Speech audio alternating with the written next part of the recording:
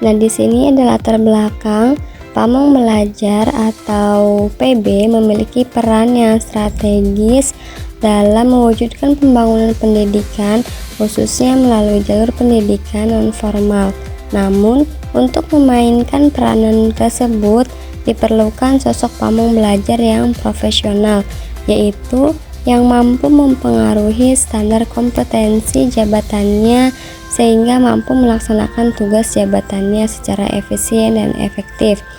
Untuk dapat membentuk sosok pamong belajar yang profesional seperti tersebut di atas, perlu dilaksanakan pembinaan melalui jalur pendidikan dan pelatihan atau diklat, bahwa salah satu jenis diklat yang strategis untuk mewujudkan pamong belajar profesional seperti tersebut di atas adalah diklat teknis kegiatan belajar mengajar atau KBM. Diklat teknis kegiatan belajar mengajar atau KBM merupakan diklat yang dilaksanakan untuk mempengaruhi persyaratan kompetensi teknis yang diperlukan untuk pelaksanaan tugas pokok pamong belajar. Salah satu strateginya adalah dengan melaksanakan diklat teknis kegiatan belajar mengajar. Salah satu di antara mata diklat adalah penyusunan silabus. Sehubungan dengan hal tersebut, maka Direktorat Jenderal Pendidikan Anak Usia Dini dan Pendidikan Masyarakat PP, PAUD, dan Dikmas bekerja sama dengan Pusat Pendidikan dan Pelatihan, pegawai Kementerian Pendidikan dengan Pendidikan dan Kebudayaan merancang program diklat teknis kegiatan belajar mengajar, khususnya bagi para pamong pelajar yang ada pada unit pelaksanaan teknis pusat maupun pamong belajar yang ada pada unit pelaksanaan teknis daerah. Untuk memandu pelaksanaan diklat, maka perlu dipersiapkan bahan ajarnya. Nah, di sini ada yang namanya pengertian silabus, adalah rancangan pembelajaran pada suatu dan atau kelompok mata pelajaran atau tema tertentu yang mencakup standar kompetensi, kompetensi dasar, materi pokok atau pembelajaran, kegiatan pembelajaran, indikator pencapaian kompetensi, penilaian, alokasi waktu dan sumber belajar. Nah, sedangkan yang dimaksud dengan rencana pelaksanaan pembelajaran atau RPP adalah penjabaran dari silabus untuk mengarahkan peserta didik dalam upaya mencapai standar kompetensinya. Yang kedua adalah landasan pengembangan silabus. Yang pertama itu ada Peraturan Pemerintahan Nomor 13 Tahun 2015 tentang Peraturan Perubahan Pemerintah Nomor 19 Tahun 2005 tentang Standar Nasional Pendidikan. Penerapan dan RB Nomor 15 Tahun 2010 tentang jabatan fungsional pamong belajar dan angka kreditnya. Peraturan bersama Mendikbud dan Kepala BKN nomor 3 /18 PB /2011 dan nomor 8 tahun 2011 tentang petunjuk pelaksanaan jabatan fungsional pamong belajar dan angka kreditnya. Diklat teknis kegiatan belajar mengajar bagi pamong belajar. Permendikbud RI nomor 39 tahun 2013 tentang petunjuk teknis jabatan fungsional pamong belajar dan angka kreditnya. Permendikbud nomor 21 tahun 2016 tentang standar isi pendidikan dasar dan menengah. Permendikbud nomor 22 tahun 2016 tentang standar proses pendidikan dasar dan menengah. Ada prinsip-prinsip pengembangan silabus. Yang pertama ada ilmiah, keseluruhan materi dan kegiatan yang menjadi muatan dalam silabus harus benar dan dapat dipertanggungjawabkan secara keilmuan. Yang kedua, relevan cakupan, kedalaman, tingkatan kesukaran dan urutan penyajian materi dalam silabus sesuai dengan tingkat perkembangan fisik, intelektual, sosial, emosional, dan spiritual peserta didik. Yang ketiga, sistematis komponen-komponen silabus saling berhubungan secara fungsional dalam mencapai kompetensi. Yang keempat, konsisten, adanya hubungan yang konsisten antara kompetensi dasar, indikator, materi pokok atau pembelajaran, pengalaman belajar, sumber belajar, dan sistem penilaian. Yang kelima, memadai cakupan indikator, materi pokok atau pembelajaran, pengalaman belajar, sumber belajar, dan sistem penilaian cukup untuk menunjang pencapaian kompetensi dasar. Yang keenam, ada aktual dan konseptual. Cakupan indikator, materi pokok, pengalaman belajar, sumber belajar, dan sistem penilaian memperhatikan perkembangan ilmu, teknologi, dan seni mutakhir dalam kehidupan nyata dan peristiwa yang terjadi pada pengembangan silabus dan penyusunan RPP. Yang ketujuh, ada fleksibel. Keseluruhan komponen silabus dapat mengakomodasi keragaman peserta didik serta dinamika perubahan yang terjadi di sekolah dan urut tuntunan masyarakat. Yang kedelapan, menyeluruh komponen silabus mencakup keseluruhan ranah kompetensi kognitif, efektif, dan psikomotorik. Komponen pengembangan silabus yang pertama ada identitas. Nah, identitas ini mencakup nama satuan atau lembaga, nama mata pelajaran atau tingkat atau derajat atau kelas. Yang kedua ada standar kompetensi. Standar kompetensi itu patokan tentang pengetahuan, keterampilan, dan sikap yang harus dimiliki oleh peserta didik untuk mengerjakan suatu tugas yang sesuai dengan apa yang dipersyaratkan. Yang ketiga yaitu ada kompetensi dasar.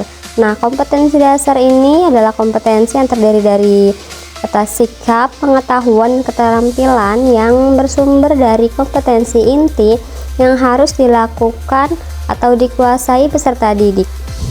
Keempat, materi pokok ini adalah materi inti yang gambarannya mengenai kompetensi utama yang dikelompokkan dalam aspek efektif, kognitif, dan psikomotorik untuk mencapai hard skill dan soft skill.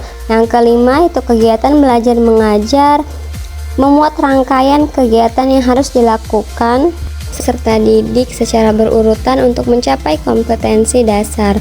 Kegiatan pembelajaran dirancang untuk membersihkan pengalaman belajar yang melibatkan proses mental dan fisik melalui interaksi antar peserta didik dengan pendidik, lingkungan, dan sumber belajar lainnya dalam rangka pencapaian kompetensi.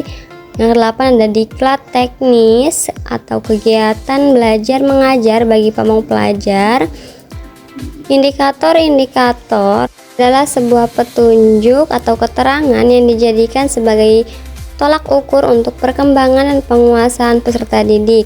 Nah, penilaian teknis, jenis, bentuk, dan instrumen. Penilaian adalah kriteria mengenai mekanisme, prosedur, dan instrumen penelitian atau penilaian hasil belajar peserta didik dan alokasi waktu yang dicantumkan dalam silabus merupakan perkiraan waktu atau neraca untuk menguasai kompetensi dasar yang dibutuhkan oleh peserta didik yang beragam. 9. Sumber atau bahan atau alat sumber belajar adalah rujukan, objek, atau bahan yang digunakan untuk kegiatan pembelajaran yang berupa media cetak dan elektronik, narasumber, serta lingkungan fisik, alam sosial, dan budaya. Penentuan sumber belajar berdasarkan pada standar kompetensi dan kompetensi dasar, serta materi pokok atau pembelajaran, kegiatan pembelajaran, dan indikator pencapaian kompetensi. Langkah-langkah pengembangan silabus. Yang pertama, mengkaji standar kompetensi dan kompetensi dasar dapat diambil dari standar isi yang biasanya sudah baku, kecuali yang belum ada dapat disusun sendiri oleh penyusun atau pengembang silabus. Yang kedua, mengidentifikasi materi pokok atau pembelajaran yang menunjang pencapaian kompetensi dasar dengan mempertimbangkan potensi peserta didik, relevansi dengan karakteristik daerah, tingkat perkembangan fisik, intelektual, emosional, sosial, dan spiritual peserta didik. Kebermanfaatan bagi peserta didik, struktur keilmuan, aktualitas, kedalaman, dan keluasan materi pembelajaran, relevansi dengan kebutuhan peserta didik, dan tuntutan lingkungan. Yang ketiga, mengembangkan kegiatan pembelajaran dirancang untuk memberikan pengalaman belajar yang melibatkan proses mental dan fisik melalui interaksi antar peserta didik dengan pendidik, lingkungan, dan sumber belajar lainnya dalam rangka pencapaian kompetensi dasar. Hal-hal yang harus diperhatikan dalam mengembangkan kegiatan pembelajaran adalah kegiatan pembelajaran disusun untuk memberikan bantuan kepada para pendidik, khususnya pendidik, agar dapat melaksanakan proses pengembangan secara profesional. Kegiatan pembelajaran memuat rangkaian kegiatan yang harus dilakukan oleh peserta didik secara berurutan untuk mencapai kompetensi dasar. Yang keempat, merumuskan indikator pencapaian kompetensi. Indikator merupakan penanda pencapaian kompetensi dasar yang ditandai oleh perubahan perilaku yang dapat diukur dan mencakup sikap, pengetahuan, dan keterampilan. Indikator dikembangkan sesuai dengan karakteristik peserta didik, mata pelajaran, satuan pendidikan, potensi daerah, dan dirumuskan dalam satu kata kerja operasional yang terukur dan atau dapat diobservasi. Indikator digunakan sebagai dasar untuk menyusun alat penilaian. Yang kelima, penentuan jenis penilaian. Penilaian pencapaian kompetensi dasar peserta didik dilakukan berdasarkan indikator. Penilaian dilakukan dengan menggunakan tes dan non-tes dalam membentuk tertulis maupun lisan. Pengamatan kinerja, pengukuran sikap, penilaian hasil karya berupa tugas, proyek, dan atau produk, penggunaan portofolio, dan penilaian diri. Sistem penilaian harus disesuaikan dengan pengalaman belajar yang ditempuh dalam proses pembelajaran. Misalnya, jika pembelajaran menggunakan pendekatan tugas observasi lapangan, maka evaluasi harus diberikan baik pada proses keterampilan proses, misalnya teknik wawancara, maupun produk atau hasil melakukan observasi lapangan yang berupa informasi yang dibutuhkan. Yang keenam, menentukan alokasi waktu. Penentuan alokasi waktu pada setiap kompetensi dasar didasarkan pada jumlah minggu efektif dan alokasi waktu mata pelajaran per minggu dengan mempertimbangkan jumlah kompetensi dasar, keluasan, kedalaman, tingkat kesulitan, dan tingkat kepentingan kompetensi dasar. Alokasi waktu yang dicantumkan dalam silabus merupakan perkiraan waktu rata untuk menguasai kompetensi dasar yang dibutuhkan oleh peserta didik yang beragam. Yang ketujuh, menentukan sumber belajar adalah rujukan, objek, dan atau bahan yang digunakan untuk kegiatan pembelajaran yang berupa media cetak dan elektronik, narasumber, serta lingkungan fisik, alam, sosial, dan budaya. Penentuan sumber belajar didasarkan pada standar kompetensi dan kompetensi dasar serta materi pokok atau pembelajaran, kegiatan pembelajaran, dan indikator pencapaian kompetensi. Penyusunan RPP. Yang pertama, pengertian RPP. Rencana pelaksanaan pembelajaran adalah rencana tertulis yang dibuat pendidik sebelum melakukan kegiatan pembelajaran yang menggambarkan aktivitas pembelajaran dan hasil yang harus dicapai setelah rencana tersebut dicapai. RPP disusun harus berpedoman pada silabus yang telah dikembangkan sebelumnya. Rencana pelaksanaan pembelajaran RPP mencakup standar kompetensi, kompetensi dasar, materi pokok atau pembelajaran, kegiatan pembelajaran, indikator pencapaian kompetensi, penilaian, alokasi waktu, dan sumber belajar. Yang kedua, tujuan dan manfaat RPP. Yang pertama, memberikan landasan pokok bagi pendidik dan peserta didik dalam mencapai kompetensi dasar dan indikator yang telah ditetapkan. Yang kedua, memberi gambaran mengenai acuan kerja jangka pendek dalam setiap pertemuan pembelajaran. Yang ketiga, mempermudah pendidik dalam melaksanakan pembelajaran. Yang keempat, melihat, mengamati, menganalisis, dan memprediksi program pembelajaran sebagai acuan kerja yang logis dan sistematis. Yang kelima, sedangkan manfaat RPP adalah sebagai pedoman atau acuan bagi pendidik dalam melaksanakan kegiatan pembelajaran agar lebih sistematis, terarah, dan pembelajaran untuk mencapai tujuan yang telah ditetapkan. Landasan penyusunan RPP. Yang pertama, Peraturan Pemerintah Nomor 13 Tahun 2015, perubahan Peraturan Pemerintah Nomor 19 Tahun 2005 tentang Standar Nasional Pendidikan. Yang kedua, Permenpan dan RB Nomor 15 Tahun 2010 tentang jabatan fungsional pamong belajar dan angka kreditnya. Yang ketiga, Peraturan Bersama Mendikbud dan Kepala BKN Nomor 03 PB 2011 dan Nomor 8 Tahun 2011 tentang petunjuk pelaksanaan jabatan fungsional pamong belajar dan angka kreditnya. Yang keempat, Permendikbud RI Nomor 39 Tahun 2013 tentang petunjuk teknis jabatan fungsional pamong belajar dan angka kreditnya. Yang kelima, Kemendikbud Nomor 21 Tahun 2016 tentang standar isi pendidikan dasar dan menengah. Yang keenam, Permendikbud Nomor 22 Tahun 2016 tentang standar proses pendidikan dasar dan menengah. Prinsip-prinsip penyusunan RPP. Yang pertama, spesifik. RPP merupakan penjabaran dari silabus. Oleh karena itu, RPP harus menyentuh langsung pada pengalaman belajar peserta didik yang diorganisir melalui langkah-langkah yang nyata dan spesifik.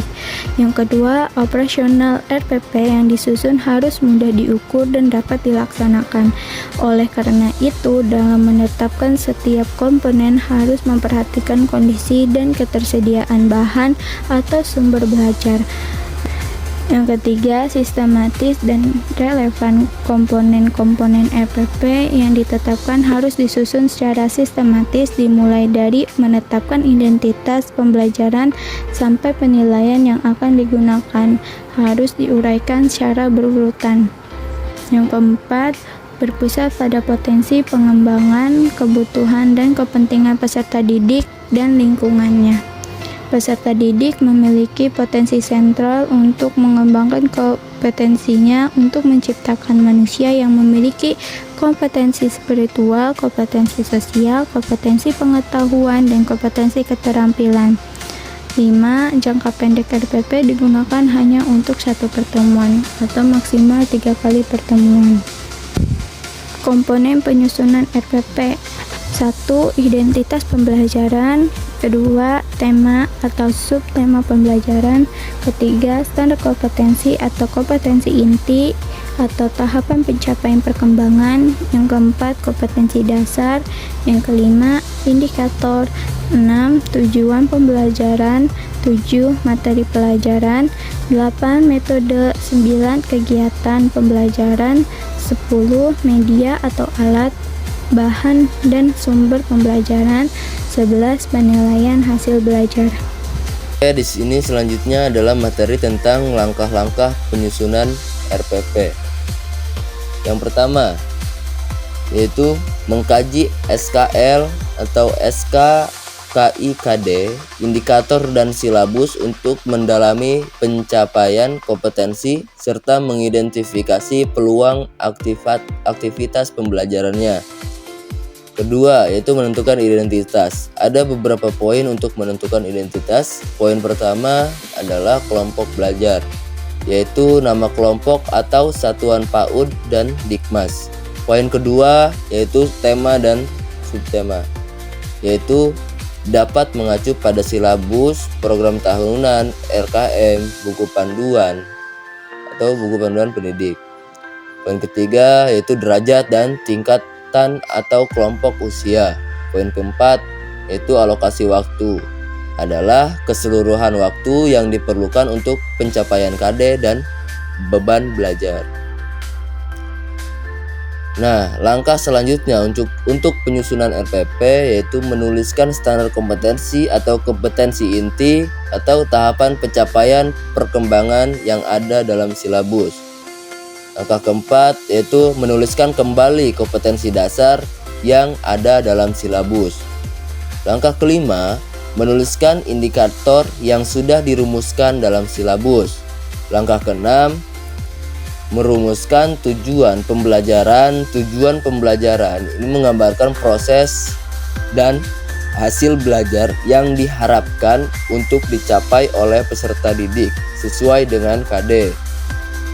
Rumusan tujuan pembelajaran harus mengacu pada SK, KD, dan indikator dengan menggunakan kata kerja operasional yang dapat diamati dan diukur. Tujuan pembelajaran dapat diorganisasikan mengacu seluruh KD atau diorganisasikan pada setiap pertemuan. Rumusan tujuan pembelajaran yang baik mengandung unsur audiens. Untuk siapa tujuan itu dimaksudkan, dalam hal ini adalah peserta didik behavior atau rumusan tujuan pembelajaran yang baik yaitu mengandung unsur berikut. Yang pertama audiens, 2 condition, 3 behavior, keempat tigre. Audiens, untuk siapa tujuan itu dimaksudkan, dalam hal ini adalah peserta didik. Behavior, kemampuan atau perilaku yang diharapkan yang meliputi aspek sikap, pengetahuan, dan keterampilan. Condition, itu persyaratan yang harus dipenuhi agar perilaku yang diharapkan muncul. Tigre, yaitu batas minimal tingkat keberhasilan terendah yang harus dipenuhi dalam pencapaian perilaku yang diharapkan. Modul pengembangan silabus dan penyusunan RPP 17. Contoh, peserta didik dapat menyebutkan 3 kriteria lingkungan sehat setelah mengamati lingkungan sekitar. Audiens, peserta didik. Behavior, menyebutkan. Condition, mengamati lingkungan sekitar. Tigre, 3 kriteria tujuan pembelajaran menggambarkan secara keseluruhan dari penyusunan RPP. Mengurangi materi pembelajaran. Materi pembelajaran merupakan uraian singkat dari materi pokok yang memuat konsep, fakta, prinsip, prosedur yang dirumuskan dari tujuan. Sebaiknya materi pembelajaran dikembangkan dari berbagai sumber, tidak hanya dari satu buku teks pembelajaran saja. Berikutnya itu menentukan metode pembelajaran. Metode pembelajaran merupakan cara untuk mencapai tujuan pembelajaran yang diimplementasikan dalam kegiatan nyata. Metode pembelajaran harus selaras dengan tujuan pembelajaran, khususnya pada unsur C sama dengan condition. Berdasarkan contoh tujuan pembelajaran atas unsur C adalah mengamati lingkungan sekitar. Berarti metode pembelajaran yang digunakan adalah metode observasi atau metode eksperimen. Berikutnya itu menguraikan kegiatan pembelajaran. Kegiatan yang terdapat dalam silabus dijabarkan dalam bentuk langkah-langkah yang lebih rinci dan operasional. Kegiatan pembelajaran terdiri dari langkah pendahuluan, kegiatan inti, dan penutup.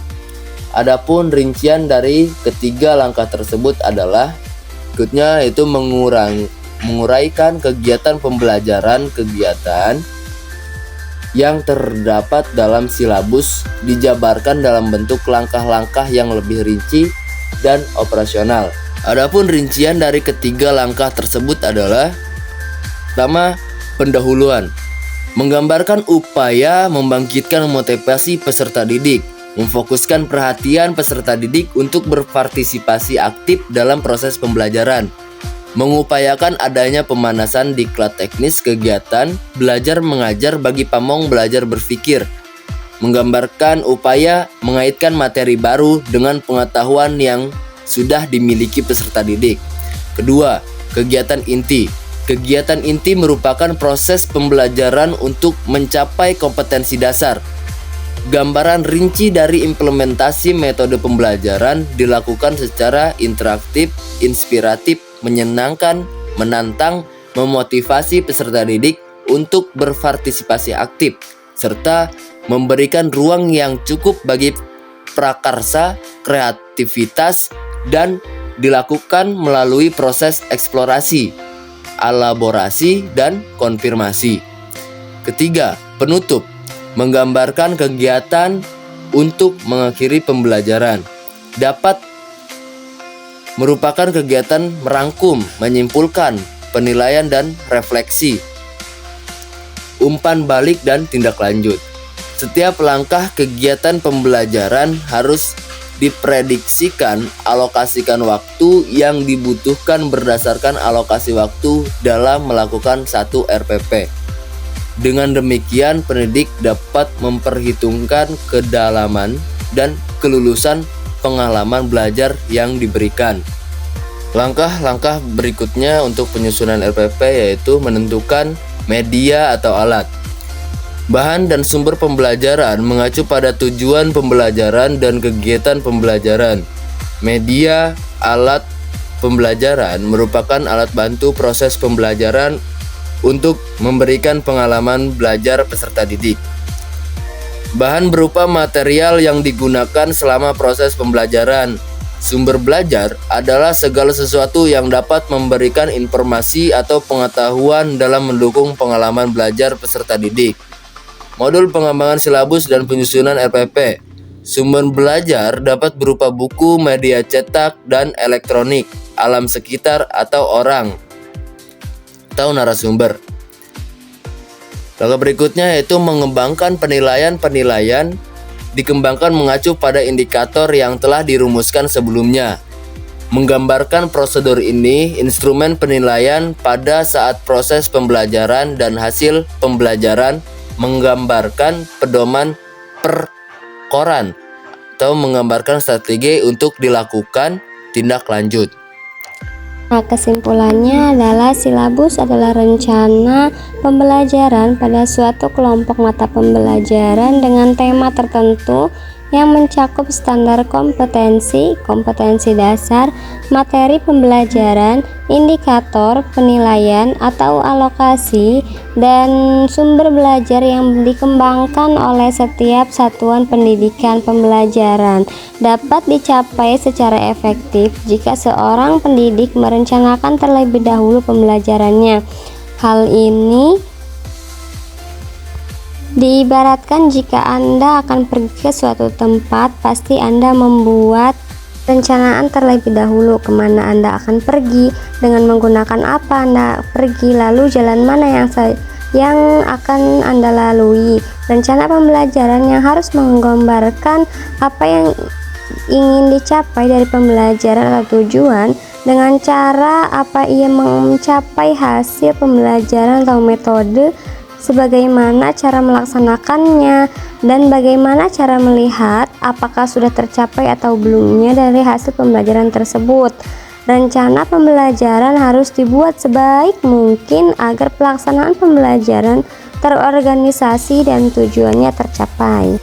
Rencana pelaksanaan pembelajaran atau RPP merupakan rencana tertulis yang dibuat pendidik sebelum melakukan kegiatan pembelajaran yang menggambarkan sebuah aktivitas pembelajaran dan hasil yang harus dicapai.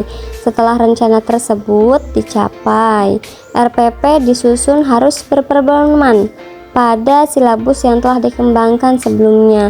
Tujuan dan manfaat penyusunan RPP yaitu memberikan landasan pokok bagi pendidik dan peserta didik dalam mencapai kompetensi dasar, memberikan gambaran mengenai acuan kerja jangka pendek dalam waktu pertemuan pembelajaran, mempermudah pendidik dalam melaksanakan 24 diklat teknis kegiatan belajar mengajar bagi pamong pelajar sebagai acuan kerja yang logis dan sistematis serta bermanfaat sebagai pedoman atau acuan bagi pendidik dalam melaksanakan kegiatan pembelajaran agar lebih sistematis, terarah untuk mencapai tujuan yang ditetapkan.